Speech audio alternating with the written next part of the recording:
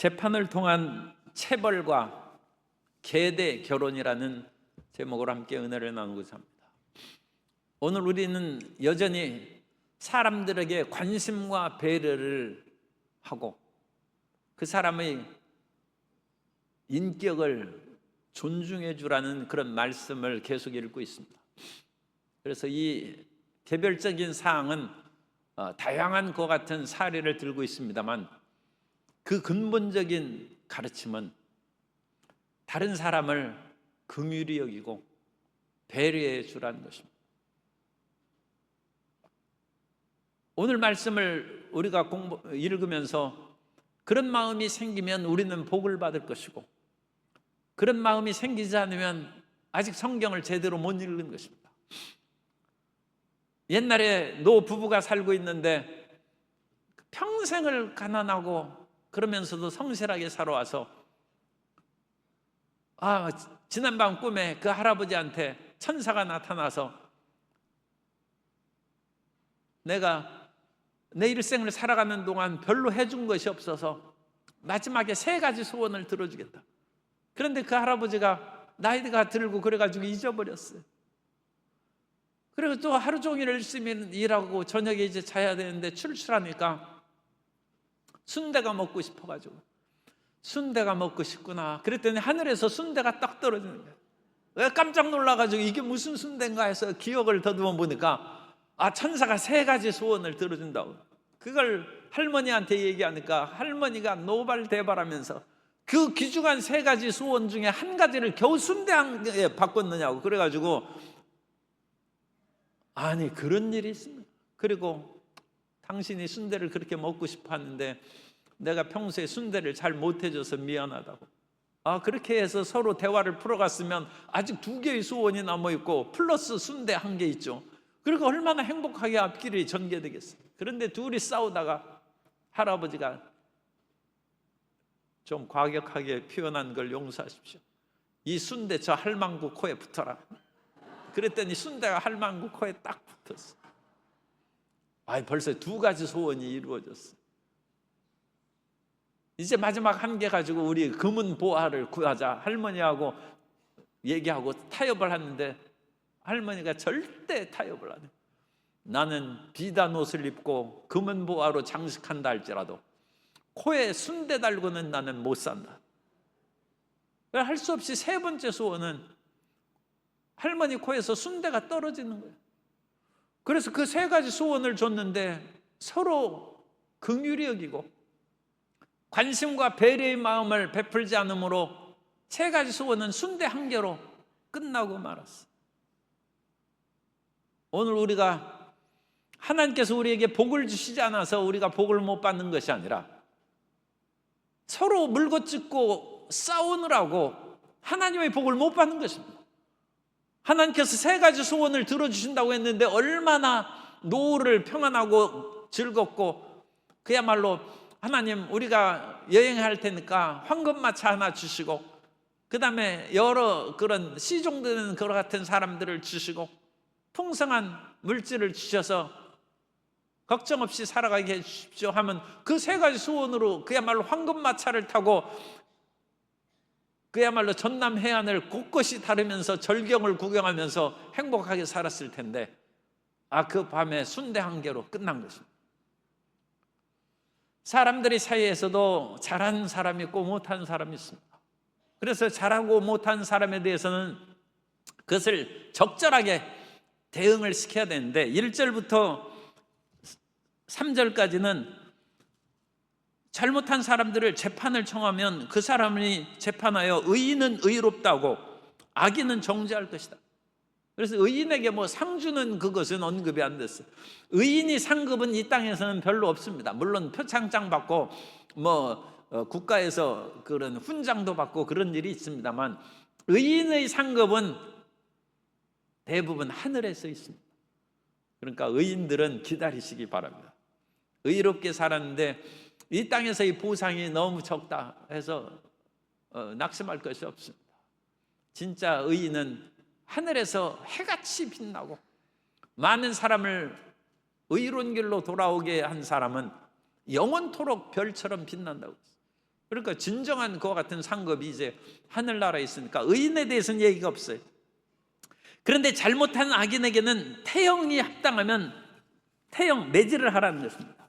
그래서 이 태형이라는 그 단어는 그냥 매입니다. 매로 때리라는 것인데, 그 매로 때리되 그를 재판장은 그를 엎드리게 하고, 옛날 곤장 때리듯이 이제 매를 때리는 거죠. 그 죄에 따라 수 때리되 10대도 때릴 수 있고 20대도 때릴 수 있는데, 최대 한계는 40대예요. 40까지는 때리려니와 그것을 넘기지 못할지니, 만일 그것을 넘겨 매를 지나치게 때리면 그 형제가 다쳐가지고 몸이 크게 상할 수도 있고 또 죽을 수도 있어요. 이러한 태형이 그 고대 메소포타미아 지역에서는 나라마다 좀 다릅니다. 그래서 그 아수르라든지 그런 데에서의 태형은 100대까지 때릴 수가 있어요. 그래서 아수르의 그 법에서는 5대 내지 100대까지 아스리아 법에서 때릴 수 있게 되어 있고, 또 함무라비 법전에서는 때리되 반드시 법정에서 때리도록 되어 있어요. 왜냐하면 다른 곳에 때리면 그걸 거짓으로 때릴 수도 있고, 또 어떤 면으로는 복수하는 그런 식으로 때려가지고 그 사람을 죽일 수도 있기 때문에 반드시 법정에서 올바르게 때리도록 그와 같이 되어 있습니다. 그래서 이런 그 태형을 통해서 잘못을 바로잡되, 여기에서의 중심은 40까지는 때리되 그 이상은 넘지 말고, 거기에서 이유가 중요하죠. 내 형제를 경히 여기는 것이 될까. 비록 죄는 잘못했지만 그 사람을 불쌍히 여기라. 그래서 그 몸이 상하게 불구가 된다든지 어떤 큰 치명상을 받도록 하지 말고, 그 사람에게서 다시는 죄를 짓지 않도록 마음을, 깨달음을 줍니다. 그리고 그 매에는 가끔 이제 채찍이 달려 있습니다. 그래서 성경에는 그냥 매라고 나와 있지만 가끔 번역에는 채찍질로 번역되어 있는 그런 성경 부분도 있습니다. 잠언서 23장 14절에 보면, 내가 그를 채찍으로 때리면 그의 영혼을 스올에서 구원하리라. 그래서 여기서 내가 그를 채찍으로 때리면, 채찍이라고 번역했는데 이게 쉐베트라는 히브리어를 쓰는데, 이 쉐베트는 그냥 막대기입니다. 그래서 내가 그를 막대기로 때리면, 그것이 이제 이게 단어가 또 시편 23편에서는 그냥 지팡이로 번역됐어요. 시편 23편, 주의 지팡이와 막대기가 나를 안위하시나이다 해서 주의 지팡이가 쉐베트로 되어 있어요. 그러니까 이 쉐베트가 그냥 막대기, 채찍, 지팡이, 다양하게 우리 성경에 번역이 되어 있어요. 그러니까 이런 번역에 있어서 통일성이 별로 없다는 것을 우리가 알아야 되고, 또 이 막대기로 그냥 때릴 수도 있고, 막대기에 줄을 달아서 그를 때리면 이제 채찍이 되는 것이고, 그 줄 끝에 쇠고리를 달면 이제는 쇠갈고리 채찍이 됩니다. 예수님은 이 막대기로 맞을 때 막대기에다가 채찍, 이 줄을 달아서 끝에 나무로 만든 갈고리를 만들어서 그것으로 때려서 온몸이, 등이 갈기갈기 찢어지셨다. 이제 그렇게 이제 하고 있습니다. 그런 것들은 이제 사람을 굉장히 상하게 하고 죽을 수도 있는 것이죠. 그렇기 때문에 성경은 사람이 죄를 지으면 그 죄에 합당하게 사형을 시킬 수도 있고, 또 벌금을 낼 수도 있고, 또 매로 때릴 수도 있는데, 매로 때릴 경우에도 그 사람의 인격이 파멸되지 않도록 그걸 주의하고 돌보아 주라는 것입니다. 그러므로 우리는 징계를 할 때에도 그 사람을 죽이고 파멸시킬 듯이 그렇게 하면 안 됩니다. 자녀들이 오늘날 이제 한두 명에 불과하기 때문에 자녀들이 잘못한 경우에도 그것을 받아들이는 그런 경우가 있는데, 그것은 그 영혼을 파멸시켰다고. 이렇게 할 수도 있고 저렇게 할 수도 있는 일에 있어서는 매질을 하거나 그러면 안 됩니다. 그건 아버지 생각하고 자식의 생각이 다를 수 있어요. 어머니 생각하고 자식의 생각이 다를 수 있어요. 그런 것은 우리가 그것을 인하여 매질하고 징계하면 안 됩니다. 그래가지고 그것은 그 어머니 또는 부모의 원하는 방향으로 아이를 그냥 몰고 가는 것이죠. 그것은 자녀의 인격을 인정을 안 하는 것입니다. 그것은 마치 소가 딴 데로 이렇게 가려고 하면 옛날에는 매를 때렸어요. 그래가지고 똑바르게 가요. 자식을 소처럼 키우면 되겠어요? 요즘에 반려동물도 애완견도 그렇게 안 한다. 애완견은 우리보다 코가 이 후각이 수천 배나 더 예민하기 때문에 우리는 못 맡는 냄새를 이 개나 고양이는 그것을 딱 맡는 거예요. 그러니까 그 냄새가 뭐가 나면 그것을 가보는 거예요. 그러면 그쪽으로 그 부드러운 주인은 개나 고양이를 그냥 가게 해주는 것이죠. 그런데 그걸 억지로 그 줄을 잡아당겨 가지고 강제로 똑바르게 가야 한다. 그러면 반려동물에 대한 배려가 적은 것이죠. 그에 대한 사랑의 마음이 적은 것이죠. 심지어 반려동물도 그렇게 하는데, 자기 자녀가 자기 다른 생각을 가지고 수학을 막 하라고 하는데 수학 안 하고 난 영어 공부한다고 하는데 그걸 억지로 몰고, 너는 왜 그림을 안 그리느냐, 그래가지고 억지로 그림을 그리게 시키고 억지로 다른 공부를 하게 시키고, 그러면 그것은 짐승을 자식 기르는 거하고 자기 자식 기르는 거하고 무슨 차이가 있어?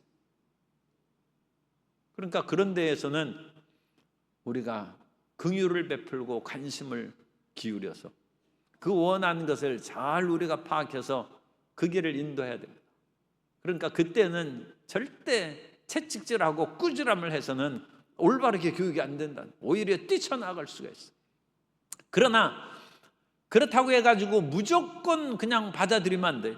죄를 지은 것은 죄에 대해서 그걸 깨닫게 해주고 그거에 대한 어떤 합당한 벌이 있어야 된다. 그것은 누가 보더라도 잘못한 거예요. 그런데 그 잘못한 것에 대해서도 자녀를 그냥 내 사랑하는 자식이니까 품어주고, 그렇다면 어릴 때의 그 인격이 죄에 대해서 무감각하게 되고, 내가 힘이 있고 무엇인가 인정만 받으면 법의 모든 테두리를 벗어날 수 있다는 잘못된 생각도 심어줄 수 있어요. 그래서 분명히 잘못한 것은 잘못한 것을 지적해서 성경에는 그것을 매질을 하라고 했어요. 그래야 그 영혼이 수월에 빠지지 않는다는 것입니다. 잠언서 13장 24절에는 매를 아끼는 자는 그의 자식을 미워함이라, 자식을 사랑하는 자는 근실히 징계하느니라.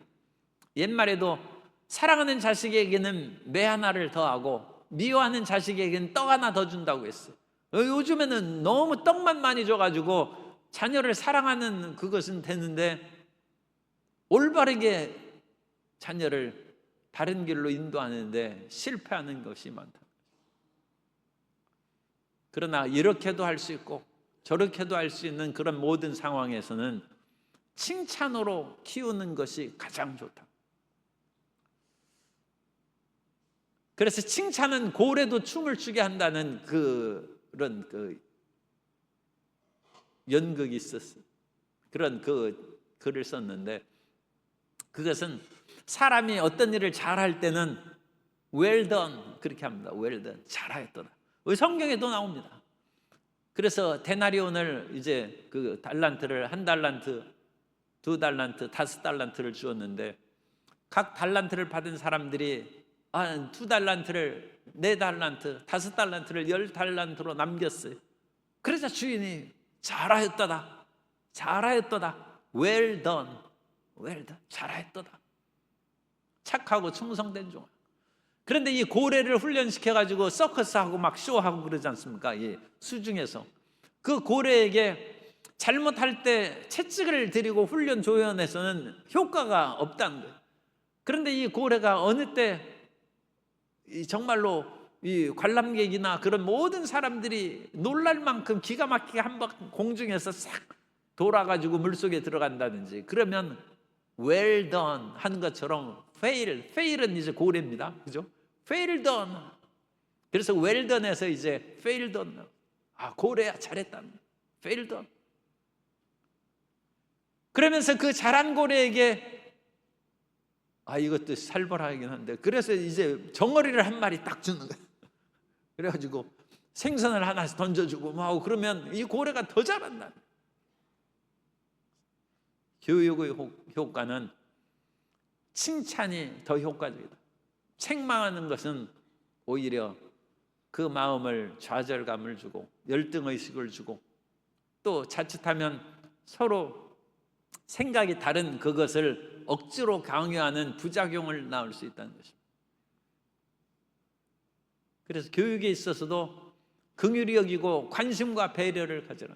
관심과 배려를 가져라. 오늘 우리가 어떤 일에 있어서도 이렇게도 할 수 있고 저렇게도 할 수 있는 그 문제에 내 생각대로 한다는 그 마음을 내려놓고 상대방을 인정하고 긍휼히 여기고 배려해 주는 그런 삶을 살아가면 하나님께서 화목의 복을 내려주시고 사랑의 복을 내려주시고 기쁨의 복을 내려주실 줄 믿습니다. 그리고 4절에는 갑자기 이제 소 얘기가 나와요. 4절에. 그래서 곡식 떠는 소에게 망을 씌우지 말지니라. 지금 사람 얘기가 앞에 나오고 5절부터도 이제 형제들이 그 사람 이야기가 나오는데 갑자기 소 이야기가 나왔어. 그래서 일단 그대로 읽어요. 4절. 곡식 떠는 소에게 망을 씌우지 말고, 곡식을 떠는 소가 일할 수 있도록 그 먹을 것을 충분히 주고 그래야 되겠구나. 그렇게 일단 문자적으로 해석한 거예요. 그렇게 문자적으로 해석한 후에 1절부터 3절까지 읽어보니까 이건 죄 지은 사람에게 매질하는 태형에 대해서 나오고, 그 다음에 5절부터는 그 형의 아내가 이제 딴 데로 가서 삶이 어렵게 되지 않도록 그 형의 아내로 다시 취하여서 살 길을 열어주라는 그런 가족의 문제가 언급되어 있어요. 그러니까 이 문맥상에서 4절은 어울리지 않는 거예요. 그러니까 이런 그 표면적으로는 소에게도 불쌍히 여기고 긍휼히 여기라는 그런 말씀으로 표면적으로는 문자적으로는 해석할 수 있는데, 문맥상으로 해석할 때는 이건 소의 얘기가 아니란. 그래서 일하는 사람에게는 일한 만큼 대우를 해주고 그 입에 망을 씌우지 않도록 그에게 기쁨과 풍요한 복을 주라는 것입니다. 사람으로 이것을 해석합니다. 그러니까 이런 사람으로 적용하여 해석하는 그 내용을 그 신약 성경에서 사도 바울이 이제 그렇게 해석을 해놨어요. 그러니까 이런 문제는 이제 크게 어렵지는 않은데, 고린도전서 9장 9절, 고린도전서 9장 9절 이하에 보면 모세의 율법에 곡식을 밟았던 소에게 망을 씌우지 말라 기록하였으니, 그러니까 이제는 모세의 율법 어디에? 신명기 25장 4절 우리가 알 수 있어요. 신명기 25장 4절에 곡식을 밟았던 소에게 망을 씌우지 말라 기록하였으니 하나님께서 어찌 소들을 위하여 염려하심이냐? 오로지 우리를 위하여 말씀하심이 아니냐? 과연 우리를 위하여 기록된 것이니 밭 가는 자는 소망을 가지고 갈며 곡식 떠는 자는 함께 얻을 소망을 가지고 떠는 것이라. 그러니까 밭을 가는 노동자에게는 그 밭에서 나오는 감자를 좀 줘야죠. 그죠? 같이 먹도록. 곡식을 떠는 자에게는 그럼 보리 한 마리라도 같이 주고, 물론 품삯도 주지만 그 사람이 소망 가운데 일할 수 있도록 그렇게 하고, 여기에서는 이제 사도의 권리입니다. 하나님의 말씀을 증거하는 자에게는 그 사람이 먹을 수 있는 일용할 양식, 신령한 것을 심었은 즉 육의 양식을 거두는 것을 어찌 과하다 하겠냐? 당연히 그와 같이 너희가 대접을 하는 것이 마땅하지 않느냐? 그것을 이제 사도 바울이 신약 고린도전서 9장에서 신명기 25장 4절을 이제 인용한 것입니다. 그것이 이제 비유적인 의미입니다. 그리고 그 비유적인 의미 가운데 세 번째 또 다른 영적인 의미가 있어요. 그것은 전혀 어울리지 않는 1절부터 3절까지 내용, 그 다음에 5절부터 내용까지 어울리지 않는 난데없이 곡식 밟아떠는 소의 얘기가 왜 나오냐. 이런 것들을 일종의 풀기 어려운 단단한 말씀이라고 그렇습니다. 성경에는 이런 풀기 어려운 단단한 말씀이 있습니다. 단단한 말씀이 있으면 어떻게 해야 돼요? 그걸 끊임없이 반추하고 생각하고 사탕이 있으면 사탕 어떻게 사탕 깨뜨려 드십니까? 녹여서 드십니까? 성도 여러분. 그런데 이제 성도 여러분이 연세가 40 넘고 50 넘으면 사탕을 혹시 손자가 주거든 입에서 살살 녹여서 드세요. 사탕을 옛날 10대처럼 딱 깨서 먹으면 사탕이 깨지는 것이 아니라 치아가 깨져요. 내 친구 선교사가 인도네시아에서 선교를 하는데 거기는 물이 나빠가지고 물이 석회질이 많아요. 거기서 한참 10몇 년을 살다가 한국에 와가지고 단단한 것을 딱 먹었는데 딱 소리가 나더래. 그래가지고 이게 무슨 일인가 보니까 이가 부러진 거예요. 석회물을 많이 먹었더니 이가 부러진 거예요. 그런 것처럼 성경의 단단한 그것은 녹여서 먹는. 그래서 이 말씀을 끊임없이 읽고 생각하고 묵상. 소위 이것이 이제 우리 옛말에 화두라고 하는 거예요. 성경에도 화두가 있습니다. 성경에 이런 갑자기 난데없는 말씀이 나타난다는 거예요. 우리가 일반적으로 해석하기 굉장히 어려운 그런 말씀, 그런 말씀들은 끊임없이 생각하라. 그래서 끊임없이 생각한 중에 하나가 곡식을 밟아 떠는 소 입에 망을 씌우지 않으면 소가 맘대로 먹을 거 아닙니까? 그러면 소가 좋은 곡식 다 먹고 그와 같이 하면 어떻게 되겠어요? 그러면 안 되죠. 그러니까 소에게 망을 씌워서 일을 시키는 것이 그게 현실적입니다.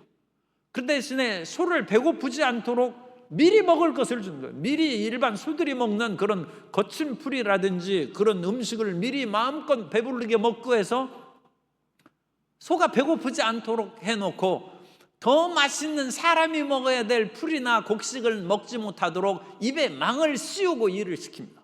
그러니까 현실적으로는 일하는 소 입에 망을 씌우고 일을 시키는 것이 실제적인 그런 내용입니다. 그런데 실제 내용과 반대되도록 망을 씌우지 말라는 그런 얘기는 이것은 사람에 대한 얘기고 사람이 어떤 일이 있을 때 혼자 있도록 거기서 놔둠으로 혼자 다른 음식이나 다른 것을 취하지 않도록 제3자가 그 곁에서 그를 지키고 돌보아줘야 된다.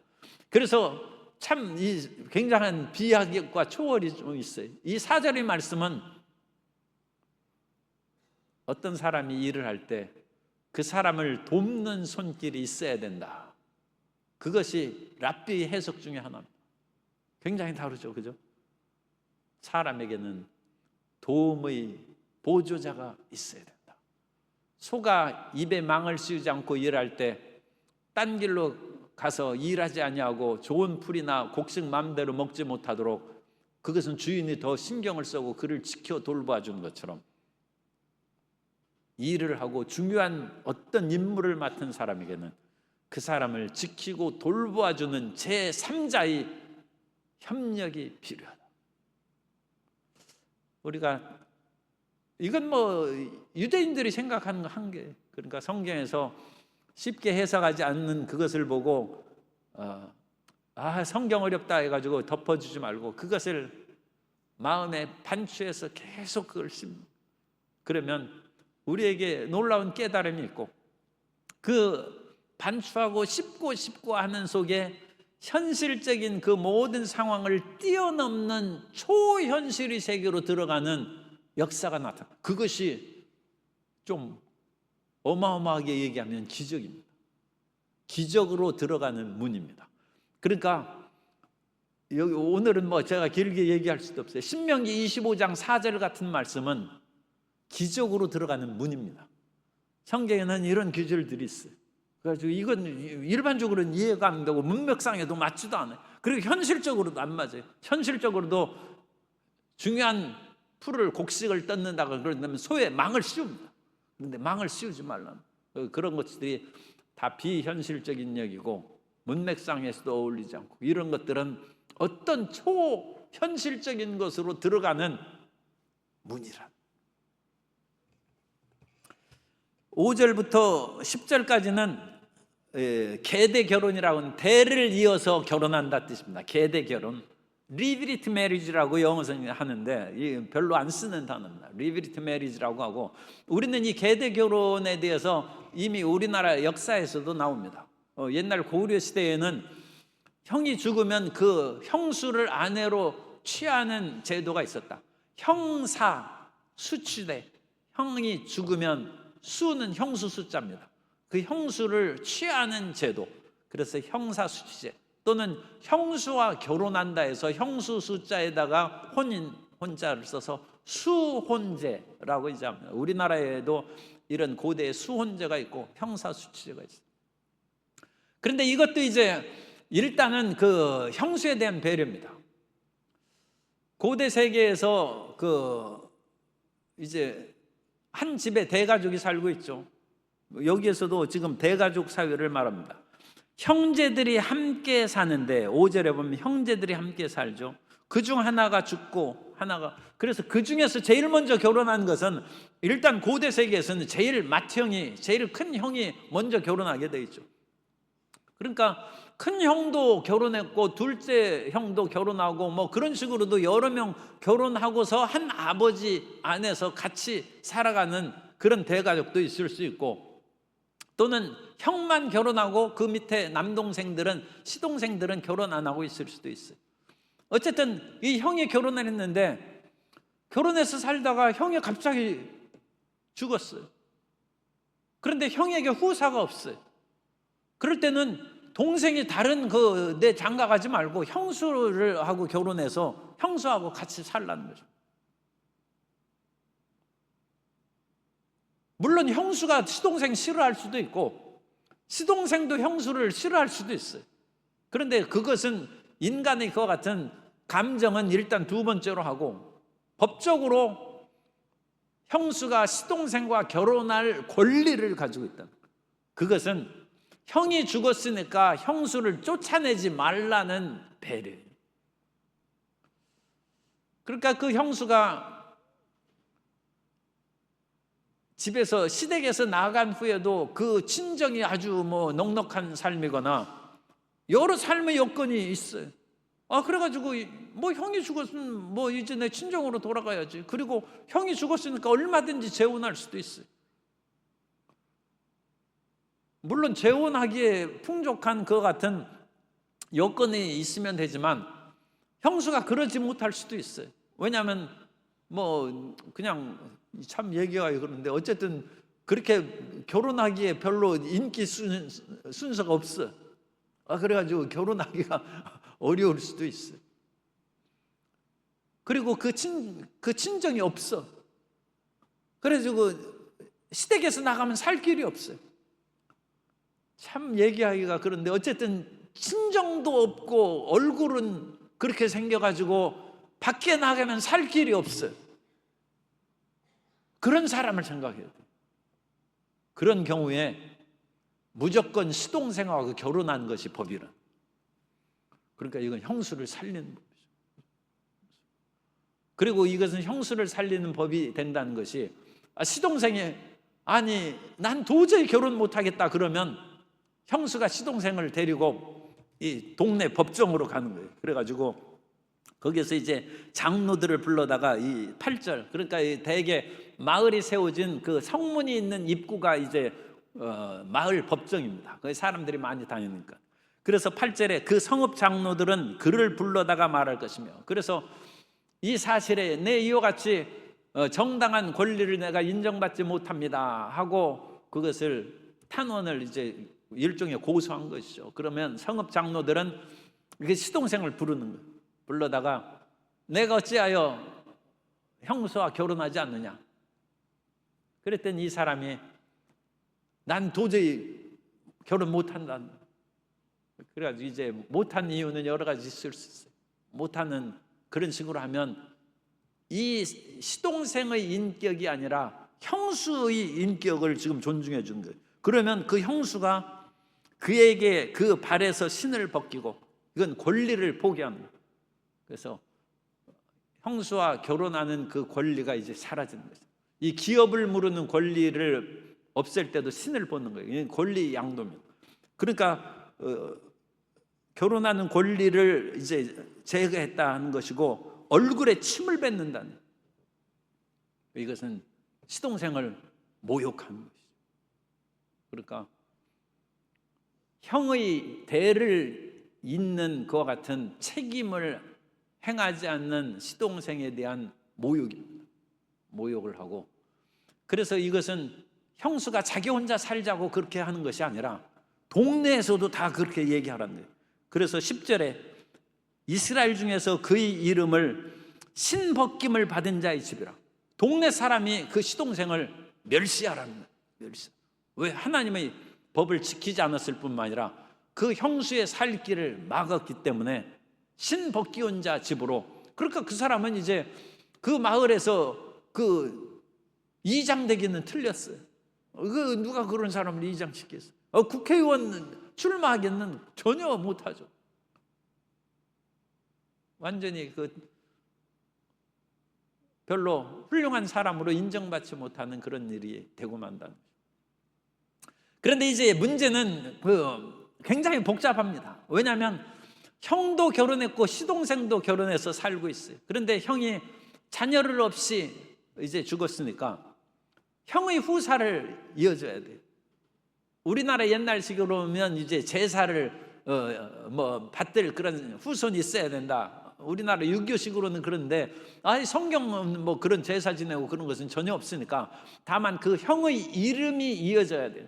그 이름이 이어지고 후손이 이어지는 것은 일종의 부활 신앙이 확실하게 있지 않을 때 사람이 존재가 여전히 살아남는다에 대한 증거입니다. 그러니까 자식이 있다는 것은 내가 죽고 없어지는 것이 아니라 내 자손을 통하여 남아있다는, 그것을 이제 증거물이 되는 거죠. 그러니까 고대 세계에서는 반드시 자식이 있어야 돼요.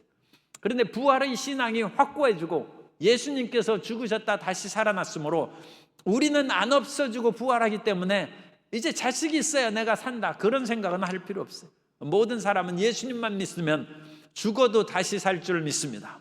부활하니까 공연히 뭐 자식 후사가 없다고 안타깝게 생각할 필요는 없어요. 그런데 어쨌든 간에 이 형이 그 고대 세계에서 후사가 없이 죽었으니까 후사를 이어줘야 되는데 시동생이 형수를 그렇게 아내로 취하려고 하니까 이 시동생은 이미 결혼했어요. 그 아내가 반대할 수 있어요. 그러면 자기 가정을 이룩하기 위해서 할 수 없이 형수를 아내로 못 맞아들이죠. 그러면 침뱉음을 당하고 멸시를 받는 거예요. 그러면 그 시동생의 집은 자기 집은 두 부부 사이는 화목할지 몰라도 그 집안이 멸시를 받고 그 집안에서 자식이 태어나도 어쨌든 신복기온 자는 집이라 함으로써 별로 명예롭게 되지 못한다. 그런 일이 있고, 그 다음에 또 형과 동생이 둘이 있어요. 그래 형이 이제 먼저 돌아가셨어요. 그러면 재산이 누구한테 옵니까? 동생한테 다 오는 거예요. 그런데 형의 이름으로 자식을 만들어 주면 재산이 반씩 나눠야 돼. 그러니까 동생이 재산 나눠주기 싫어서 형의 후사를 안 만들어 주는.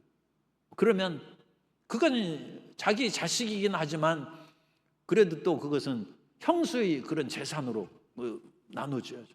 그러니까 이 재산이 나누어지는 것을 싫어해서 그것을 피할 수 있어요.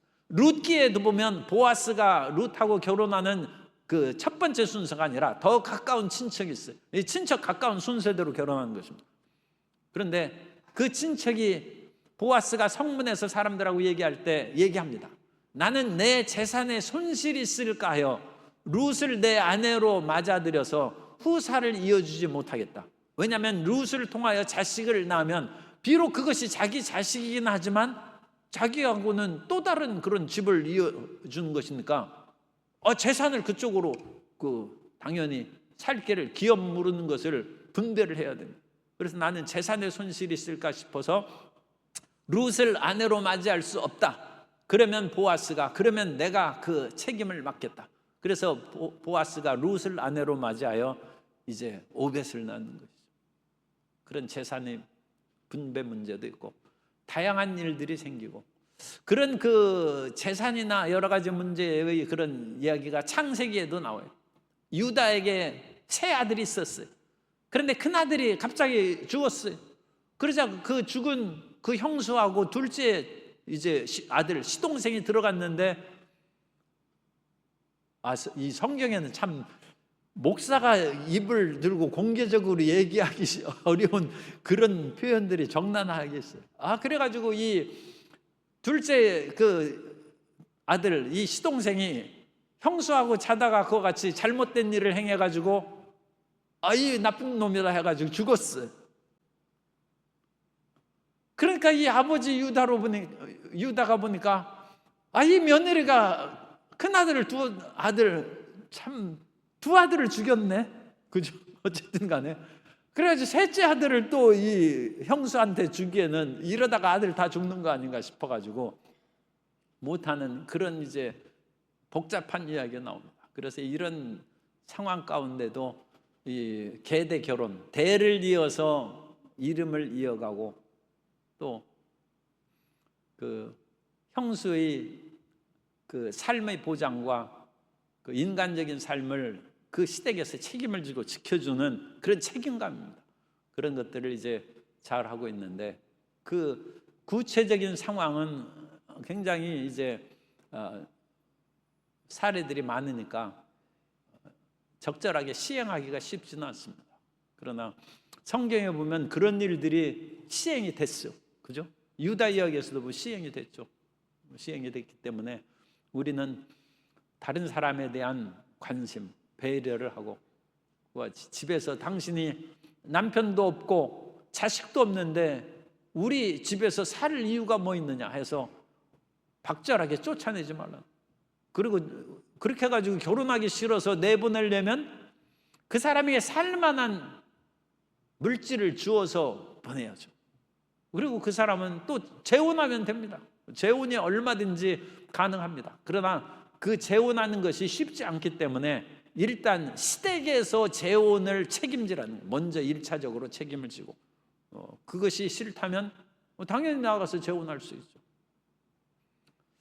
오늘 우리 삶 가운데 여러 가지 일들이 생기는데 우리가 삶의 좌우명을 가져야 돼요. 삶의 좌우명.